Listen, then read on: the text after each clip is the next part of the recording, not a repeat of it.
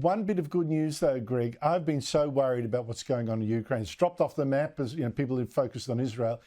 It's actually been running literally out of ammunition. The Russians are again advancing. It's all desperate there, quite desperate. But finally, after half a year of saying no for crass political reasons, the Republicans have finally agreed to help pass nearly $100 billion of aid from the US, military aid for Ukraine. Is it enough? Is it too late? Well, it's very good. It's very good. It's a lot of money. It'll all go, of course, to American arms manufacturers, or the vast majority of it, which is good, and they'll supply the equipment to Ukraine. So it'll be money that goes back into the US economy. It seemed, Donald Trump told the Republicans not to vote for the aid, and to their eternal disgrace, they did as they were told. And because they only have a wafer-thin majority, you only need a couple of them to defect, and they can join with the Democrats and oust any House Speaker. So the most lunatic people, Marjorie Taylor Greene, who thinks that California forest fires are caused by laser beams, run by dangerous businessmen from satellites in the sky. The most wacky lunatic Republicans were stopping this aid.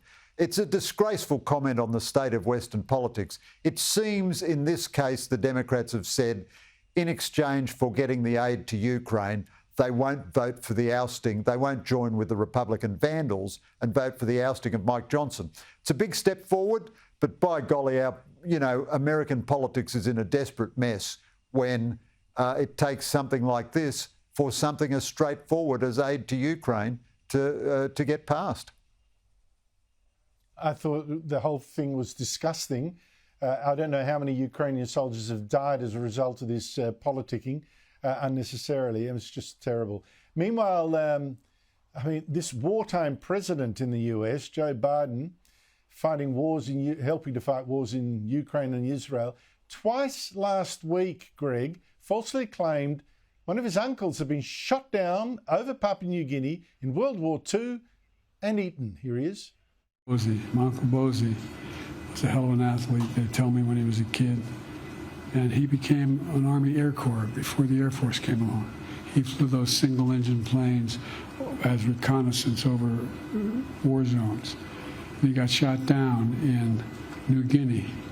And they never found the body because there were a lot of cannibals for real in that part of New Guinea. Said it twice, and that's caused some annoyance in PNG since Biden's uncle actually died at sea from a mechanical failure, wasn't shot down, and he certainly wasn't eaten. And Biden's press spokesman, Greg, struggled to explain how the president could twice have got the story so wrong. Here she is.